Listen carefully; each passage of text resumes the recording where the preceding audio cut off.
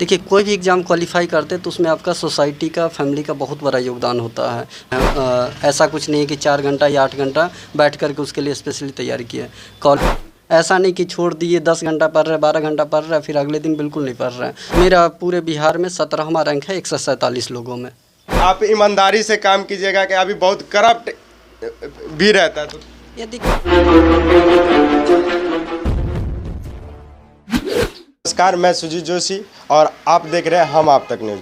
और अभी हम आए हैं जो मिथिला के लाल अभी बीपीएससी फाइट करके और आए हैं और इनसे जानकारी लेंगे कि किस तरीक़ा से मेहनत की है, कि सफलता का कारण क्या है और कितना मेहनत करना पड़ा और इनके मम्मी पापा, इनके सहयोगी और कौन कौन इनको मदद किए। सबसे पहले आपका हम आप तक न्यूज़ में स्वागत है। आपका शुभ नाम? Thank you. मेरा नाम रविरंजन हुआ और मैं दरभंगा जिला के ननौरा गांव से बिलोंग करता हूं। तो आपका जो बीपीएससी फाइट किए हैं तो किन किन लोगों का सपोर्ट अच्छा रहा? देखिए, कोई भी एग्ज़ाम क्वालिफ़ाई करते तो उसमें आपका सोसाइटी का, फैमिली का बहुत बड़ा योगदान होता है। हम बोलते हैं कि नहीं, हम जो भी किए हम किए, नहीं, ऐसा नहीं होता है। सोसाइटी का बहुत बड़ा योगदान होता है, पेरेंट्स का बहुत बड़ा योगदान होता है कि जो भी आपका थॉट प्रोसेस है, माइंड डेवलपमेंट है, सारे क्या आपके सोसाइटी से ही मिलते हैं। तो सोसाइटी का, पेरेंट्स का, फैमिली का, सबका योगदान रहा है। तो जैसे अभी कई नए युवक तैयारी करते हैं और सोचते रहते हैं कि कितना घंटा पढूं, तो आप किस तरीक़ा से मेहनत किए और कहाँ से मेहनत किए हैं? देखिए, हम अभी तक तो डिग्री ही कर रहे हैं, पहले बीटेक किए, 14 में एमटेक, फिर अभी पीएचडी कंप्लीट किए हैं इसी साल। तो बैठ कर के तैयारी किए नहीं हैं, जो एजुकेशन के टाइम में ही हम जो पढ़े हैं उसी से ऐसा कुछ नहीं है कि 4 घंटा या 8 घंटा बैठ कर के उसके लिए स्पेशली तैयारी किए। कॉलेज के टाइम में ही जो पढ़े हैं, जो प्रोफेसर पढ़ाए हैं, ऐसा होता ना कोचिंग जा कर के पकड़े कोई एग्ज़ाम क्वालिफाई करने के लिए या फिर कुछ, तो ऐसा हम नहीं किए हैं। बैठ कर के जो प्रोफेसर मुझे पढ़ाए हैं क्लास में, उसी के बल पर हम निकाल रहे हैं। जो तैयारी कर रहे हैं तो जैसे आप लोग पढ़ाई किए हैं बहुत पहले, लेकिन उसका अभी सफलता प्राप्त हुआ है, तो नवयुवक को क्या कहिएगा कि लगातार पढ़ते रहे? क्या लगातार लगे रहिए। ये नहीं है कि 8 घंटा पढ़े, 10 घंटा पढ़े, यदि 1 ही घंटा पढ़ना लेकिन डेली पढ़ें। मेरा क्या, कहीं भी जाते हैं 1 घंटा ही हो लेकिन डेली पढ़ना ही पढ़ना है।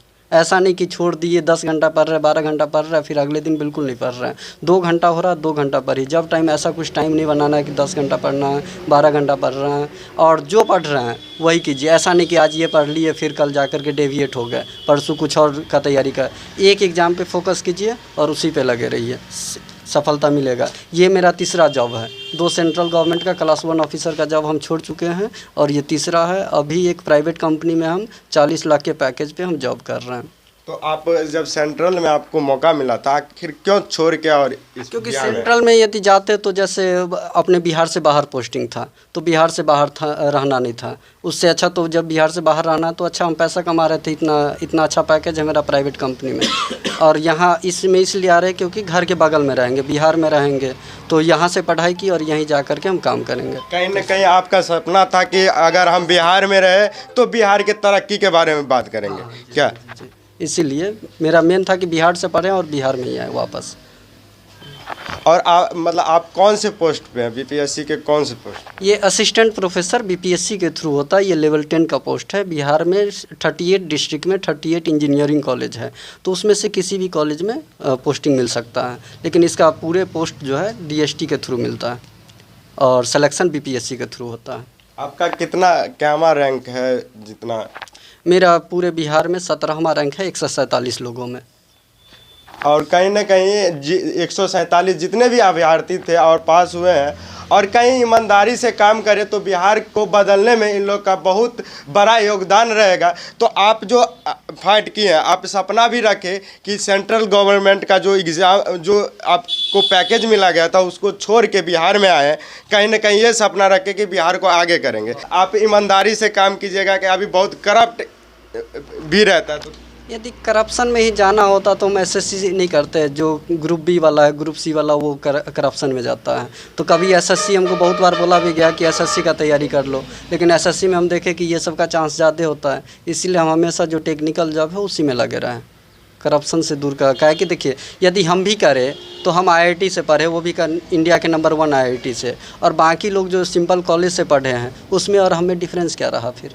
आपके पिताजी का क्या नाम? पिताजी का नाम श्रीदेव नारायण राउत। क्या करते हैं? वो अभी ट्यूशन कोचिंग पढ़ाते हैं दरभंगा में और एग्रीकल्चर करते हैं। कोई भी जो गार्जियन है अपने बच्चे को अच्छे राह देते हैं, पढ़ाते लिखाते हैं ताकि तरक्की करे, तो इनका ये अपने मेहनत से अपने बच्चे को बीपीएससी बनाए हैं। तो हम इनसे बात करते हैं, आपको कैसा लग रहा है कि आपके बच्चे अभी जो है बीपीएससी क्वालिफाई करके अभी आए हैं, तो आपको क्या लग रहा है? मुझे हार्दिक खुशी हो रही है कि हमारा बच्चा बीपीएससी के माध्यम से असिस्टेंट लेक्चरर के पद पर आ रहा है और वो भी बिहार के इंजीनियरिंग कॉलेज में काम करना चाहता है। इससे गर्व की बात और क्या होगी।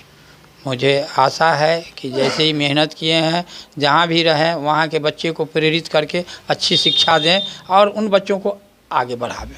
तो और भी गार्जियन देख रहे होंगे और उसके बच्चे भी पढ़ रहे, तो उनको क्या संदेश दें? हम तो यही कहेंगे और भी गार्जियन से यही आग्रह करेंगे और उनसे आशा रखेंगे कि मेरी ही जैसे प्रयत्नशील रह करके संघर्ष में पूर्वक अपने ही बच्चों को शिक्षा दिलावे और बुरी संगतों से बचा करके रखें। तो हम लोग का प्रयास कैसा रहा आप लोग कमेंट ज़रूर कीजिएगा।